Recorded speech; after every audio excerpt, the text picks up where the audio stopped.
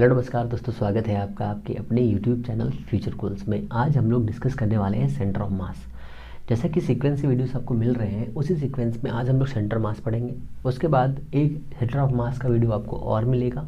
उस centre of मास के video में आपका सारा टॉपिक क्लियर हो जाएगा। जितने भी क्वेश्चन यहाँ से बनने होंगे वो हम लोग आज थोड़ा सा आज सिर्फ और सिर्फ आज बेसिक स्ट्रक्चर समझेंगे। बाकी जो दूसरा वाला वीडियो होगा उस वाले वीडियो में हम लोग उसको आराम से समझेंगे कौन कौन से क्वेश्चन बन सकते हैं। ठीक है ना। सेंटर ऑफ मास पढ़ने से पहले थोड़ा सा डिस्क्रिप्शन समझ लेते हैं कि एक्चुअल में सेंटर ऑफ मास कैसे काम करता है।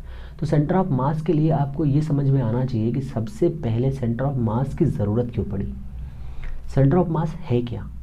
तो सेंटर ऑफ मास के लिए आप थोड़ा सा दिमाग लगाइए कि अगर आपके पास कोई बॉडी है, सपोज करिए एक बॉडी, इस बॉडी को अगर मैं यहाँ से पकड़ता हूँ तो ये देखो ऐसे झुकी जा रही है, क्योंकि यहाँ पर इसका मास ज़्यादा है। तो हमने क्या किया, हमने इसको ऐसे पकड़ा तो अब ये रुकी हुई।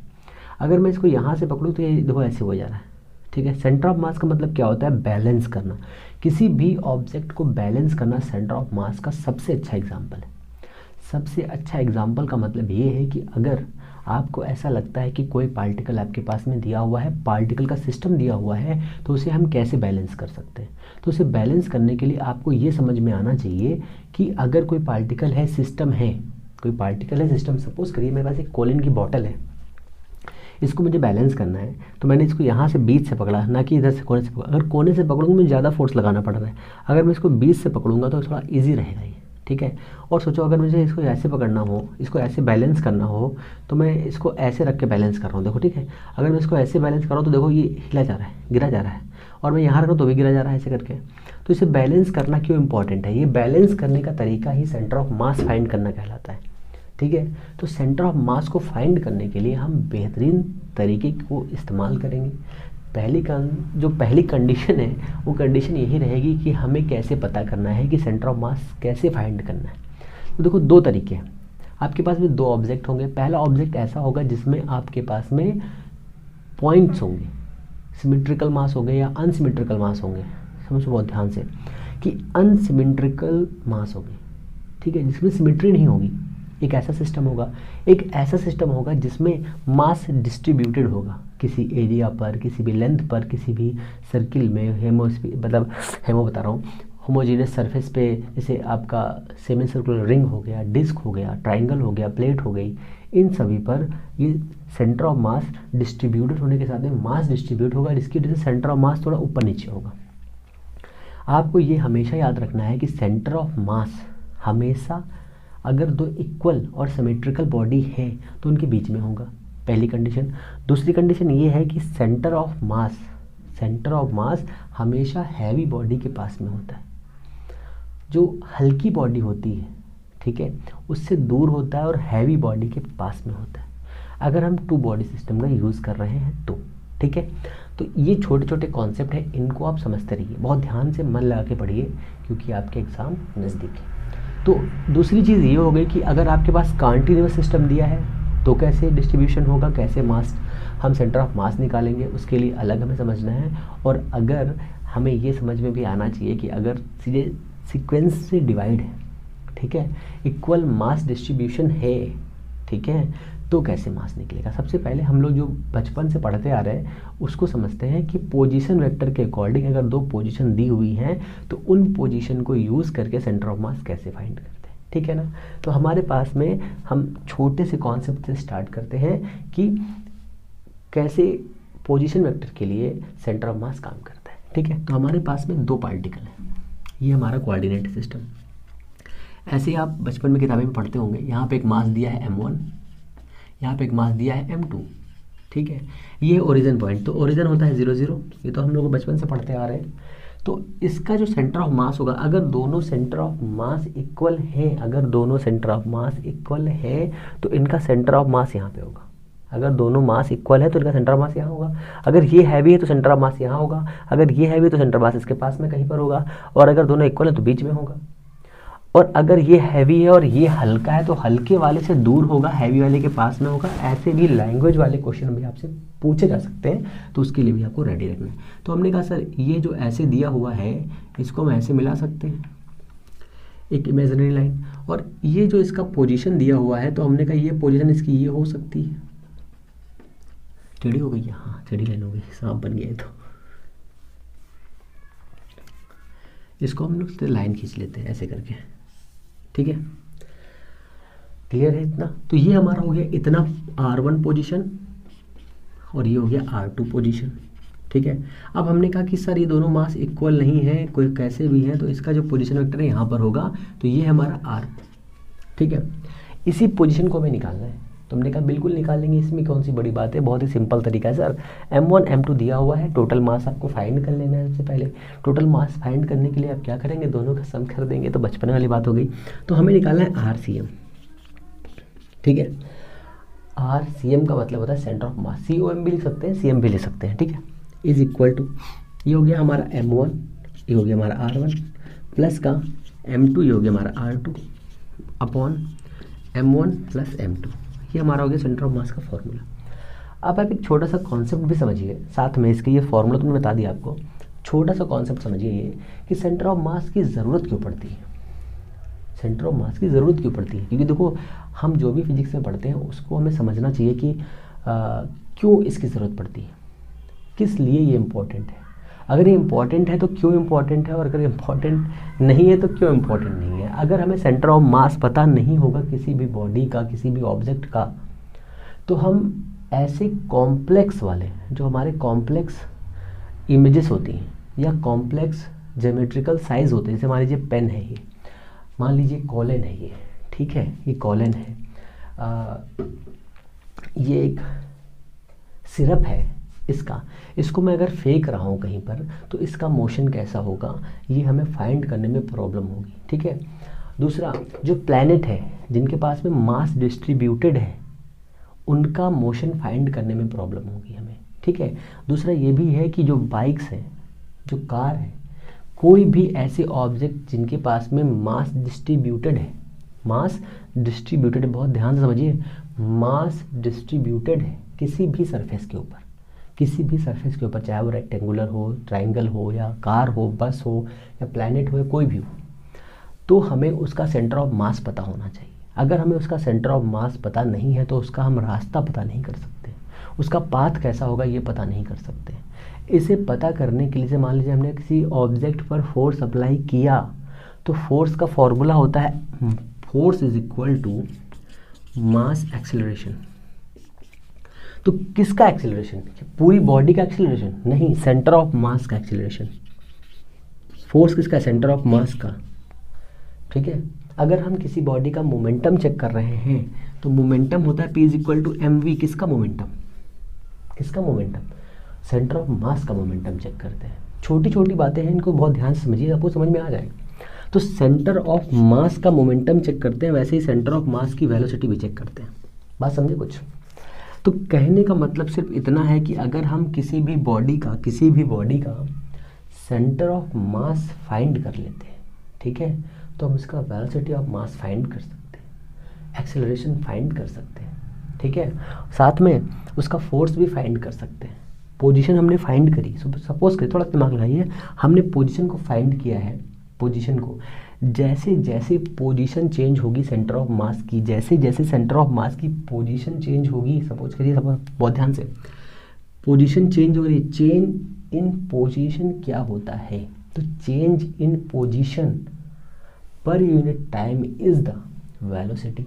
तो यहाँ से हमें क्या मिलेगा, वेलोसिटी मिल जाएगी, किसकी, इस सिस्टम की, सेंटर ऑफ मास की वेलोसिटी मिल जाएगी हमें। तो यहाँ से मिलेगा हमें वेलोसिटी, तो इसका भी v1 की वेलोसिटी मिलेगी, हमें v2 की वेलोसिटी मिलेगी, और नेट मास मिलेगा। क्लियर हुआ कुछ। तो इसको अगर हम थोड़ा सा कन्वर्ट करें तो ये हमारा हो जाएगा क्या, v centre of mass is equal to m1 v1 plus m2 v2 by m1 plus का m2। बताइए कोई दिक्कत। क्या किया हमने बस इस वाले इक्वेशन में पर यूनिट टाइम ले लिया,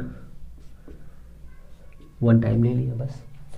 पर यूनिट टाइम पर कोई भी बॉडी, ये एक बॉडी, ये एक बॉडी है, दोनों बॉडी मोशन कर रही हैं। अगर दोनों बॉडी मोशन कर रही हैं मेरी जान, तो क्या होगा, तो अगर ये मोशन करेंगी तो इसके पास एक वेलोसिटी होगी, इसके पास वेलोसिटी होगी, ठीक है। क्या हम इसका इंडिविजुअल वेलोसिटी जो निकाल रहे हैं, क्या वो सेंटर ऑफ मास है? नहीं, वो सिस्टम का सेंटर ऑफ मास नहीं है, वो सेंटर का सिस्टम ऑफ मास नहीं है। इस सिस्टम के पास में जो सेंटर ऑफ मास होगा वो सिस्टम ऑफ मास ये होगा, वेलोसिटी का, डिस्प्लेसमेंट का ये होगा, पोजीशन वेक्टर का ये होगा। क्या हम इसका एक्सेलरेशन निकाल सकते हैं? क्या हम इसका एक्सेलरेशन निकाल सकते हैं? जी हाँ, बिल्कुल निकाल सकते हैं। कैसे निकाल सकते हैं? देखो, ये बॉडी यहाँ पर थी, इससे एक्सेलरेट हुई दिशा में, ये भी इधर ही गई, दोनों एक्सेलरेट हो रहे हैं। पर यूनिट टाइम पर जितनी वेलोसिटी ये हायर करेगा, ठीक है, वो क्या हो जाएगा, एक्सेलरेशन ऑफ सेंटर ऑफ मास हो जाएगा, is equal to m1a1 plus का m2a2 by total mass m1। समझ में आ रहा है ना कैसे काम कर रहा है ये, कैसे काम कर रहा है, समझ में आ रहा है? अगर हम एक और छोटा सा तरीका लगाएं तो इसका हम लोग क्या, इसका डिफ्रेंशिएशन कर सकते हैं, बोथ साइड डिफ्रेंशिएट ले लीजिए आप टाइम के रिस्पेक्ट में। जैसे ही टाइम के रिस्पेक्ट में आप इसका इंटीग्रेशन करेंगे, डिफ्रेंशिएशन करेंगे, तो यहाँ पर क्या आ जाएगा, यहाँ पर क्या आ जाएगा, यहाँ पर वेलोसिटी आ जाएगी, यहाँ पर वेलोसिटी आ जाएगी। किसकी वेलोसिटी? पार्टिकल 1 की वेलोसिटी। यहाँ किसकी? पार्टिकल 2 की वेलोसिटी। यहाँ पे किसकी? पूरे सिस्टम की वेलोसिटी। जो पूरे सिस्टम की वेलोसिटी आएगी, अब थोड़ा दिमाग लगाइए, आपके पास में ये एक बाइक का पहला पहिया है, बाइक का ये पहला पहिया है, ये बाइक का एक पहला पहिया है, पहला के दूसरा पहिया कोई भी पहिया ले लीजिए। इसके पास में यहाँ पर ये मास डिस्ट्रीब्यूटेड है, ये रिंग टाइप का दिखता है, बिल्कुल दिखता है। अगर रिंग टाइप का दिख रहा है तो क्या ये सारी की जो वेलोसिटी हम लोग लेते हैं, इस सभी पार्टिकल की वेलोसिटी अलग अलग नहीं होगी? यहाँ पर जो वेलोसिटी दी हुई होगी, जो अलग अलग डायरेक्शन में होगी, तो इस वाले पार्टिकल की वेलोसिटी इस डायरेक्शन में होगी और इस यहाँ पर जो होगा इधर होगी। तो हम किसकी वेलोसिटी फाइंड करते हैं? जो हमें गिवन होता है, जो बहुत सारे न्यूमेरिकल्स हम लोग लगाते हैं, उन न्यूमेरिकल्स में क्या होता है, यहाँ पर वेलोसिटी जो दी हुई होती है वो वेलोसिटी होती है सेंटर ऑफ मास की। तो हमें ये समझ में आता है कि अगर कोई पार्टिकल दिया हुआ है और वो कॉम्प्लेक्स है, कॉम्प्लेक्स का मतलब स्क्वायर है, रेक्टेंगुलर है, या बाइक है, कार है, बस है, या प्लैनेट है, कुछ भी है, तो हम जो भी वेलोसिटी लेते हैं वो सेंटर ऑफ मास की वेलोसिटी लेते हैं। सबसे इम्पॉर्टेंट फैक्ट यही है कि आपको ये याद रखना है कि अभी तक जितना भी हम लोगों ने पढ़ा है उन सभी को याद में रखते हुए, दिमाग में रखते हुए, हमें ये समझ में आना चाहिए कि सेंटर ऑफ मास इसलिए ज़रूरी है क्योंकि हम जो बॉडी लेते हैं, जो भी कॉम्प्लेक्स फिगर्स लेते हैं, उन सब का सेंटर ऑफ मास के साथ में एक्सेलरेशन, वेलोसिटी, फोर्स, मोमेंटम सब लेते हैं, ठीक है। अगर हमने सेंटर ऑफ मास का आसानी के साथ में वेलोसिटी फाइंड कर लिया है तो उसके साथ में लगने वाले सारे पार्टिकल की वेलोसिटी आराम से फाइंड हो जाएगी, क्योंकि हमने उसका रास्ता पता कर लिया है, क्योंकि हमने सेंटर ऑफ मास के साथ में जो रास्ता बनने वाला है उसको पता कर लिया है। अगर वो रास्ता पता हो गया है तो हमारे पास तो आसानी रहेगी ना आगे फाइंड करना, है ना। तो ये चीज़ें आपको याद रखनी है। इतना क्लियर हुआ? तो यहाँ से थोड़ा सा दिमाग पर हम लोग लगाएं तो हमें समझ में आ रहा है कि ये वाला सर क्या कहलाता है, ये वाला सर क्या कहलाता है, तो इसे हम कहते हैं सर फोर्स। तो हमें ये समझ में आया कि इस वाले को कहते हैं फोर्स, इसे हम कहते हैं फोर्स, ये हो गया नेट मास, ठीक है। अगर अब थोड़ा सा दिमाग और लगा लेते हैं, अगर नेट फोर्स, एक्सटर्नल फोर्स 0 है तो ये कंजर्व होगा कि नहीं होगा? कंजर्व होगा। दिमाग लगाइए थोड़ा सा। अगर एक्सटर्नल फोर्स जो सिस्टम पर काम कर रहा है अगर वो 0 है तो सिस्टम के पास में जो भी फोर्स होंगे वो कंजर्व्ड हो जाएंगे। यही छोटे छोटे लॉज हैं जो आपको समझ में आने चाहिए, क्योंकि यही आपके लिए इम्पोर्टेंट है और यही बेस्ट है, ठीक है। हालांकि यहाँ से क्वेश्चन बनने के चांसेस बहुत कम है, फिर भी हो सकता है कि सेमी सर्कुलर रिंग से या फिर सेमी सर्कुलर डिस्क से या फिर ट्रायंगल प्लेट से या फिर एक रेक्टेंगुलर से क्वेश्चन बन सकता है। हालांकि यहाँ से हम लोग सारा ट्राई देखेंगे, सब कुछ देखेंगे, फिर भी आपको समझ में आना चाहिए कैसे काम हो रहा है, ठीक है ना। ये इतना हो गया, आगे चले। तो ये हमारा बेसिक कॉन्सेप्ट हो गया है, ठीक है। मैंने आपको सिंपल तरीके से बता दिया कैसे काम करना है इसका। तो अगर ये इस टाइप से काम करता है ना, तो मज़ा तो आ ही रही होगी आपको कि गुस्सा आ रही है, ये बताओ पहले, है ना। अगर ये ऐसे काम करता है, सपोज कर लिया ना हम लोगों ने, एक दो क्वेश्चन देख लेते हैं थोड़ा इजी वाले जो हम लोगों ने पहले से पढ़ रखे हैं बचपन में, है ना। वो गाना होता है ना, बचपन का प्यार मेरे भूल नहीं जाना, तो वही गाना गाते गाते हम लोग देख ही ले रहे हैं। क्या दिक्कत है इसमें, देखने में क्या जाता है। सपोज करिए आपके पास में एक रेक्टेंगुलर दिया हुआ है, ठीक है। 2 बॉडी सिस्टम का इस्तेमाल करते हैं सबसे पहले, 2 बॉडी सिस्टम। तो हमारे पास एक मास है m1, है ना, एक दूसरा मास है यहाँ से इस सेंटर से, दूसरा मास है यहाँ पर m2, m2, दोनों के बीच डिस्टेंस है r। ठीक है, क्लियर है इतना? आपको नोट्स नहीं बनाने हैं, सारे नोट्स हम प्रोवाइड करेंगे, टेंशन मत लीजिए, ठीक है ना। तो ये हो गया हमारा सिस्टम। अब हमने कहा कि सर हमको इसको ऐसे नहीं लेना है, तो हमने कहा कैसे लेना चाहते हैं आप, तो हमने कहा इसको हमने कोऑर्डिनेट बनाया, इसको हमने ले लिया 0 0 और ये r डिस्टेंस में है। तो ये वाला जो मास है, एक मास यहाँ पर है, इसका नाम रखा हमने m1, इसका मास हमने रखा m2। ठीक है, दिख रहा है? थोड़ा बड़ा लिख दो, इसका हमने नाम लिखा m2, इसका नाम है m1। ये कितनी डिस्टेंस पे? r डिस्टेंस पे। तो इसके कोऑर्डिनेट कितने हो जाएंगे? इसके हो जाएंगे r एंड 0। तो आपको देख के ही समझ में आ जाना चाहिए कि इसका सेंटर ऑफ मास कहाँ होगा, x पे होगा कि नहीं होगा, y पे होगा कि नहीं होगा, z पे होगा कि नहीं होगा। तो आपको ये देख के लग रहा होगा कि सर इसमें तो 2 कोऑर्डिनेट है, तो इसका मतलब है इसका जो सेंटर ऑफ मास होगा वो x पे होगा, y पे 0 जाएगा, y पे 0 जाएगा। तो हमने कहा ठीक है सर। तो हमने क्या किया, इसका सेंटर ऑफ मास मान लिया कुछ भी, तो यहाँ से हम स्टार्ट कर रहे हैं। तो हमने निकाला XCM, सेंटर ऑफ मास, ठीक है ना, XCM ने निकाला। तो क्या होता है M1 x1 कितना है 0 प्लस का M2 इंटू कितना है R बाई टोटल मास कितना है M1 प्लस M2, कितना आया आपके पास में? आपके पास में आया M2 R by M1 plus M2, इतना आया। बहुत ध्यान समझो, हमने ये ओरिजिन माना है, हमने ये वाले की रिस्पेक्ट में पता करना चाह रहे हैं कि सेंटर ऑफ मास कहाँ है। तो हमने देखा कि ये वाले मास को लिया और इस डिस्टेंस को अगर हम क्रॉस कर दें और नेट मास टोटल मास है उससे डिवाइड करें तो हमें सेंटर ऑफ मिल जा रहा है, हमें मिल जा रहा है। तो हमने देखा कि भैया सेंटर ऑफ मास यहाँ कहीं हो सकता है, ओके चलो ठीक है। तो XCM, ठीक है, XCM due to respect M1, मतलब M1 के कारण, ठीक है। तो कितना बन रहा है M2, ये वाली distance R by total mass M1 plus M2, कोई दिक्कत? अब देखो कई बार क्वेश्चन इस हिसाब से गलत हो जाते हैं। एग्जामिनर आपसे पूछता है कि M1 की रिस्पेक्ट में बताइए कितनी दूरी पर, कितनी डिस्टेंस पर सेंटर ऑफ मास है। हम लोग M2 की रिस्पेक्ट में निकाल देते हैं। अगर हम यही क्वेश्चन M2 की रिस्पेक्ट में निकालें तो क्या होगा? अगर हम M2 की रिस्पेक्ट में निकाल रहे हैं तो हमने क्या करेंगे, हम इसको 0 0 करेंगे, इसको करेंगे 0 एंड 0। ये हमने 0 0 किया तो ये कितना हो जाएगा? ये हो जाएगा हमारा R एंड 0 हो जाएगा ना। ये हमने 0 माना तो R एंड 0 हो जाएगा। तो अगर ये 0 हो गया है तो XCM is equal to M1 R, M2 into X1 0, M1 into R X2 हो जाए ना, अपॉन में M1 प्लस M2। बताओ कोई दिक्कत, कोई चेंजेस? अब समझो इसको, यहाँ पे हमारे पास 2 kg का ये दिया हुआ है और ये दिया है 4 kg का, डिस्टेंस दी है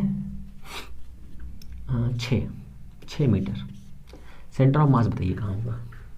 सेंटर ऑफ मास किधर होगा? किसके रिस्पेक्ट में? इस 2 वाले के रिस्पेक्ट में निकालना है, ठीक है। सेंटर ऑफ मास 2 kg से कितनी दूर होगा ये निकालना है। तो हमने क्या किया, सिंपल तरीका लगाया, 4 लिखा हमने, फिर 6 लिखा हमने, 4 इंटू 6 बाई टोटल कितना है 6, कितना आएगा 4 मीटर दूरी पर होगा, 4 मीटर दूरी पर होगा। यहाँ से कुछ यहाँ पर होगा। हमें समझ में भी आता है कि ये जो हैवी मास है कि नहीं है। अगर ये हैवी मास है तो इसके पास में सेंटर ऑफ मास जाएगा। अगर ये हल्का होता, अब सोचो देखो 4 सेंटीमीटर हो गया यहाँ पे, तो हमने कहा कि इस वाले मास से 4 मीटर की दूरी पर हमारा सेंटर ऑफ मास है यहाँ पर, तो कहीं यहीं पर होगा, इस वाले पे सेंटर ऑफ मास यहाँ पर होगा। तो कुछ लोग जो होते हैं बहुत मुरहल लुंडे होते हैं, है ना, क्या करते हैं, कहेंगे सर हमको इधर से बताइए। तो इधर की रिस्पेक्ट में जब हम निकालेंगे, इसकी रिस्पेक्ट में निकालेंगे तो क्या होगा, देखो ये वाला मास 2 इंटू 6 बाई 6 कितना आएगा, सॉरी कितना आएगा 2 आएगा, 2 आया कि नहीं आया। तो देखो इधर से कितना है 2, इधर से कितना आ रहा 4, तो ये 4 है ये 2 है, दोनों के सेम आ रहे कि नहीं आ रहे। यही चीज़ें आपको समझनी है, ध्यान में रखनी है कि आप किधर से भी निकालिए। आप वैल्यू यहाँ मान लीजिएगा 10 kg है, यहाँ मान लीजिए 5 kg है, ठीक है, ये मान लीजिए आप 5 मीटर पे हैं सपोज करिए, ठीक है। अब बताइए सेंटर ऑफ मास कितना होगा। 5 kg की रिस्पेक्ट में सेंटर ऑफ मास बताना है हमें, तो हम क्या करेंगे, ये वाला मास इंटू डिस्टेंस 5 बाई कितना मास है, 15 है कि नहीं है, 3.33 इतना आएगा। तो इस वाले मास से किसकी स्पीड निकाल रहे हैं, हाँ इधर से निकाल रहे हैं ना, 5 kg से, और 10 × 5 / 15, 10 × 5 / 15, तो 5 kg से 3.513, हाँ 3.3 डिस्टेंस पर ये होगा, यहाँ से गए यहाँ पे। अगर हम 10 से निकालें तो हो जाएगा 5 × 5/15, 3, तो 5/3 कितना हो जाएगा, ये हो जाएगा 1.6 के अप्रोक्सीमेट, है ना, 1.6 के अप्रोक्सीमेट। तो ऐसे करके सेंटर ऑफ मास इजी निकाल सकते हैं हम। आगे चलते हैं, अभी देखिए, अभी जब रेक्टेंगुलर लेते हैं बढ़िया सा, या वर्ग या फिर स्क्वायर, कहीं सर वर्ग और स्क्वायर के अलग अलग होता है, नहीं, वर्ग और स्क्वायर सेम होता है, ठीक है। वर्ग को वर्ग कहते हैं हिंदी में, और वर्ग को स्क्वायर कहते हैं अंग्रेजी में, कि अगर आपको तो अंग्रेजी आने लगी है। ओके, इतना हो गया, इतना समझ में आया कि नहीं बताओ पहले। पिछली बार, ठीक है, एक क्वेश्चन आया था एग्जाम में, और चांस है कि सेंटर ऑफ मास से क्वेश्चन बनेगा। पता है क्यों? क्योंकि ये चैप्टर वो चैप्टर है जिससे कोई पढ़ता ही नहीं, कोई करता ही नहीं, कहता हटाओ यार यहाँ से तो बन ही जाएगा क्वेश्चन, ईजी तरीके से आ जाता है। और जब वो कंटिन्यूस सिस्टम दे देते हैं तो लोगों की हवा उड़ जाती है, तोते उड़ जाते हैं, तोते।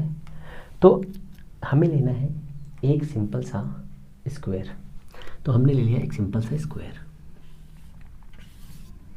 ये हमारे पास स्क्वायर है, एक इसके पास मास है, एक इसके पास मास है, एक इसके पास मास है, एक इसके पास मास है, ठीक है, 4 मास है, ठीक है। 2 तरीके हैं।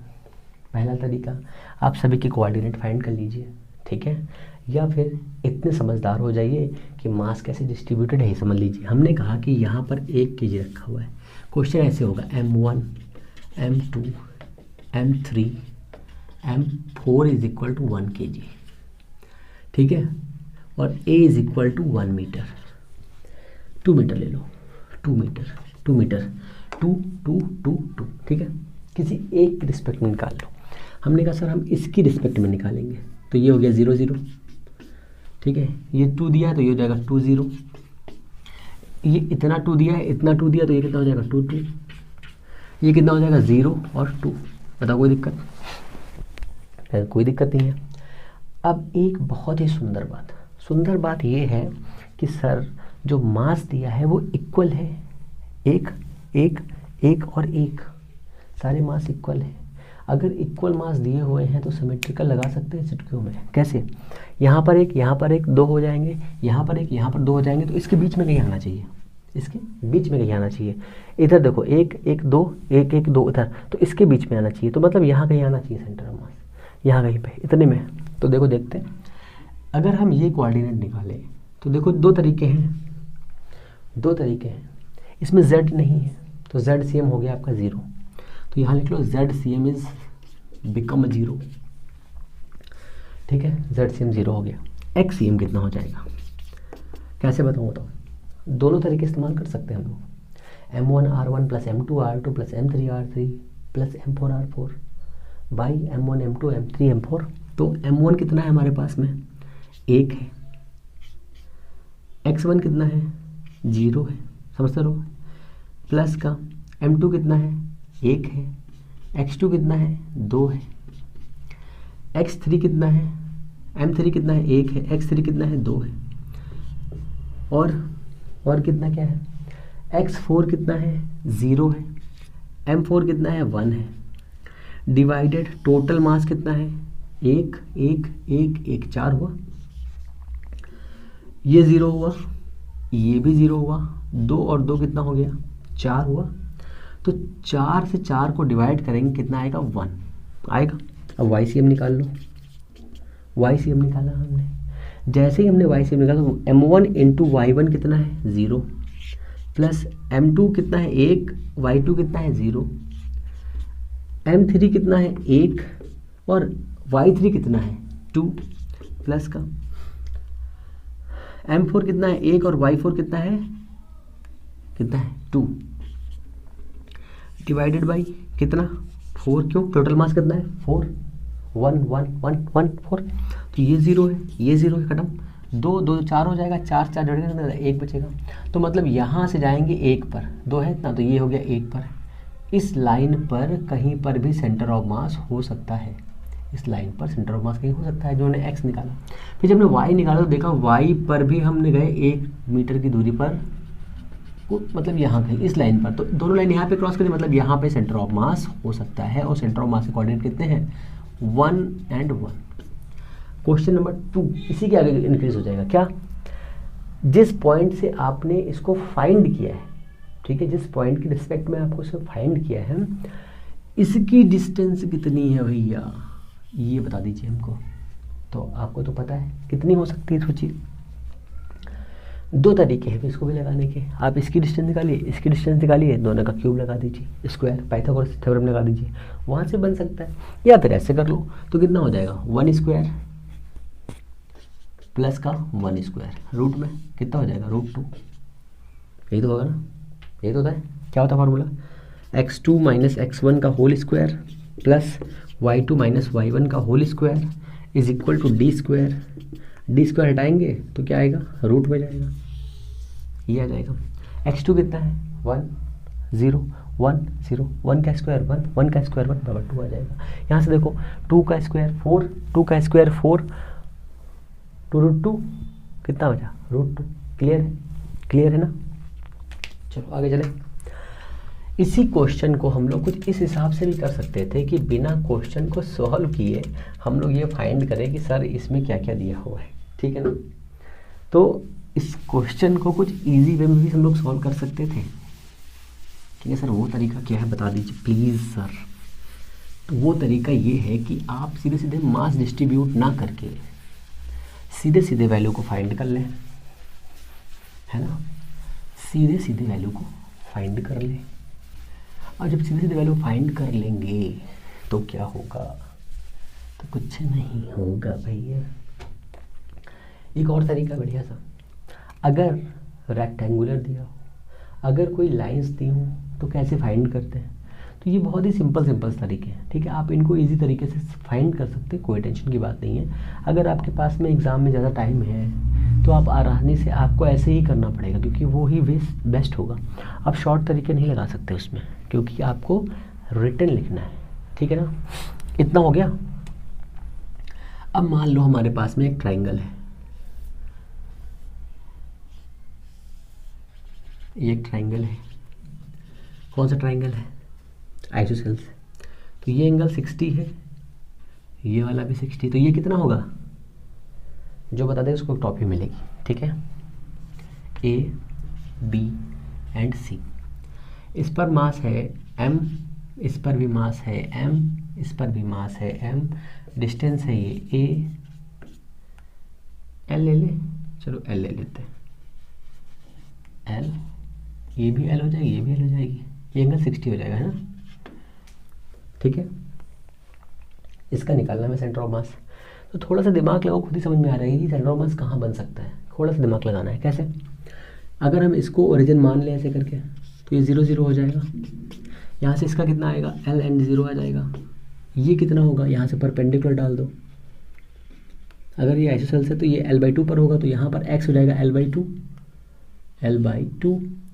और y कितना होगा, y कितना होगा, तो इस पे जब निकालेंगे कैसे, इतना होगा l/2, ये हमें पता है l है, तो l² is equal to l/2 का होल स्क्वायर प्लस का, ये मान लिया x है तो x नहीं y मानो, है ना, y, तो हमने कहा ये y² हो गया, y², therefore l² bye minus का l²/4 is equal to y², therefore y is equal to कितना आ जाएगा, 4 - 1 3, तो ये हो जाएगा कितना 3/4 l², रूट में जाएगा तो कितना जाएगा, √3/2 l आ जाएगा।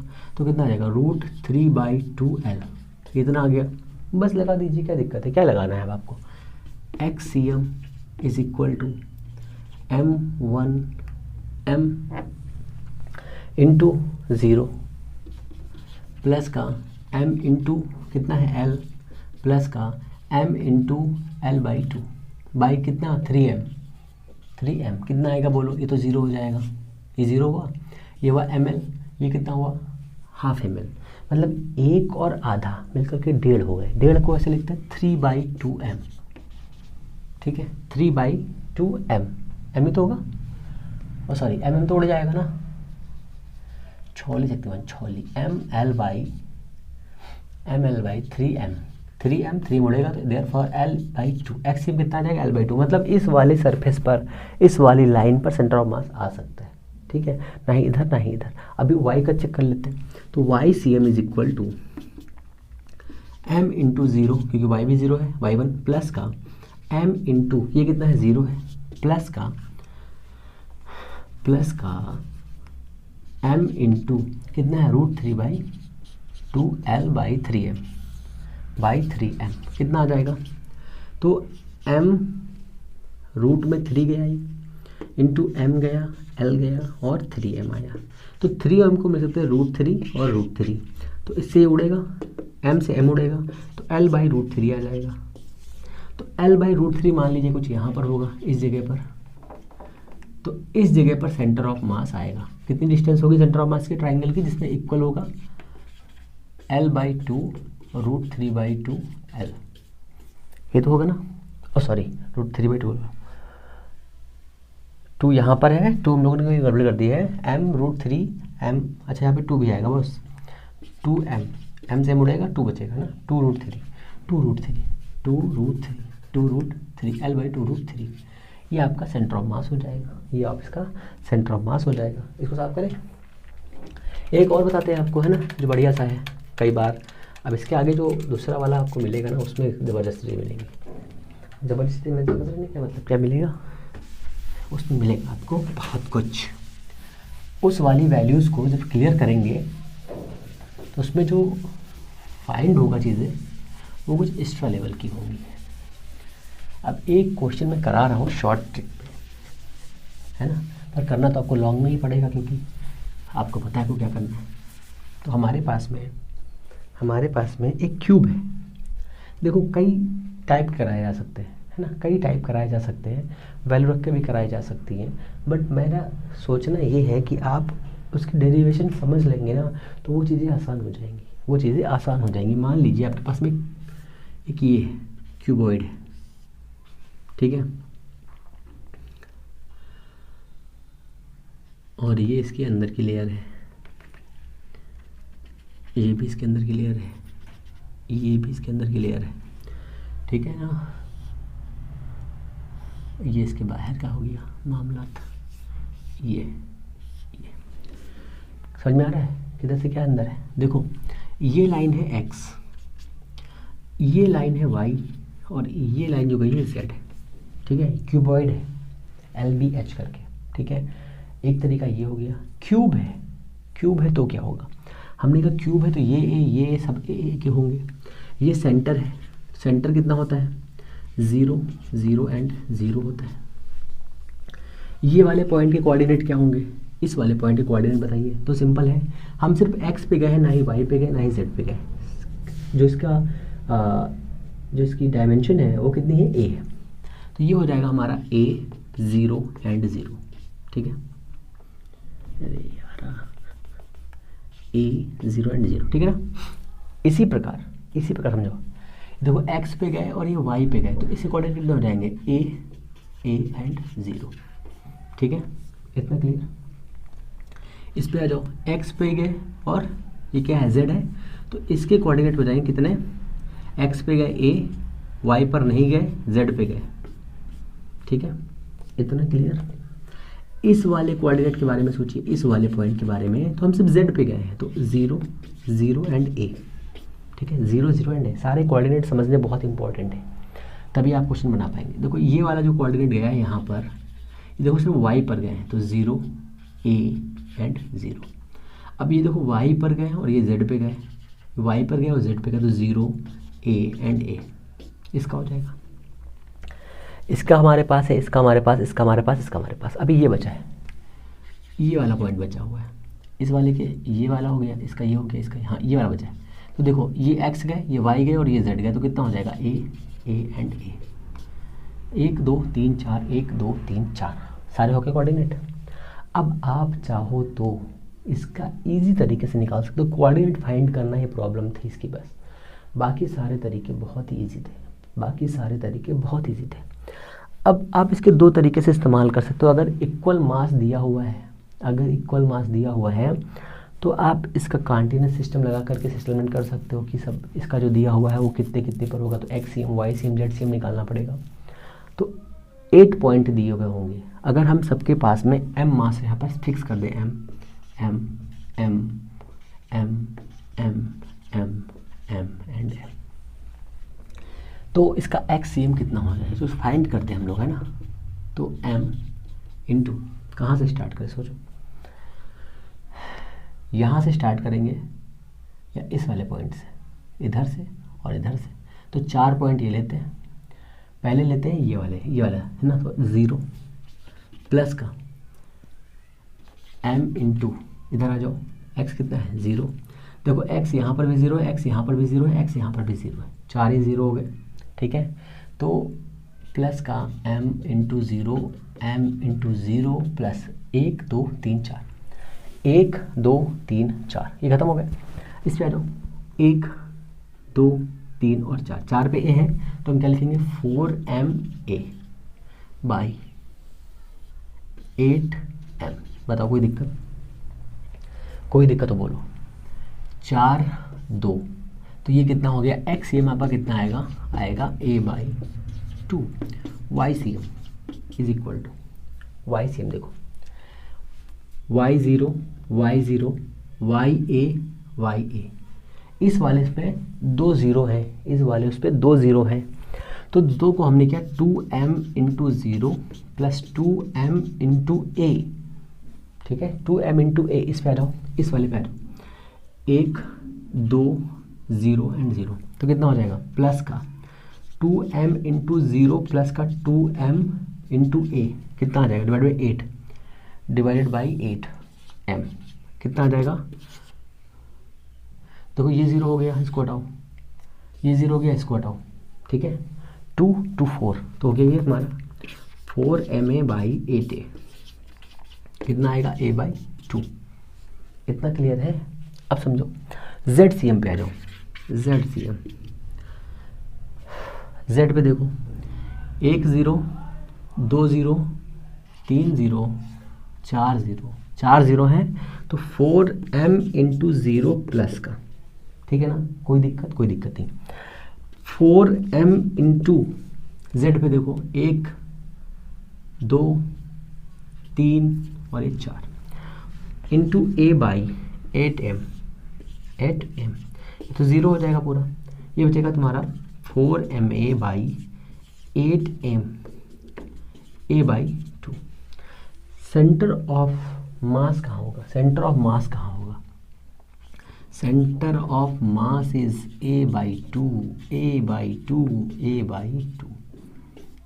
तो a बाई 2 कहाँ पर है सोचो, ये लाइन a थी तो a बाई 2 यहाँ पर होगा, ये लाइन भी a तो a बाई 2 यहाँ पर कहीं होगा, तो इसकी लाइन और इसकी लाइन के ऊपर यहाँ पर के सेंटर ऑफ मास आएगा, ठीक है, सेंटर ऑफ मास यहाँ कहीं पर आएगा। तो हम लोग अब इतने पे स्टॉप करते हैं। नेक्स्ट वीडियो में हम लोग सेंटर ऑफ मास को फिनिश कर देंगे, जो इम्पोर्टेंट कॉन्सेप्ट होंगे वो क्लियर कर लेंगे और बाकी टॉपिक ख़त्म कर देंगे इसका। तो फिर हम लोग मिलते हैं नेक्स्ट वीडियो में। तब तक के लिए अपनी पढ़ाई जारी रखिए, बहुत ध्यान से पढ़िए, मन लगा के पढ़िए, इस बार सिलेक्शन लेना है इस हिसाब से पढ़िए। तब तक के लिए नमस्कार, जय।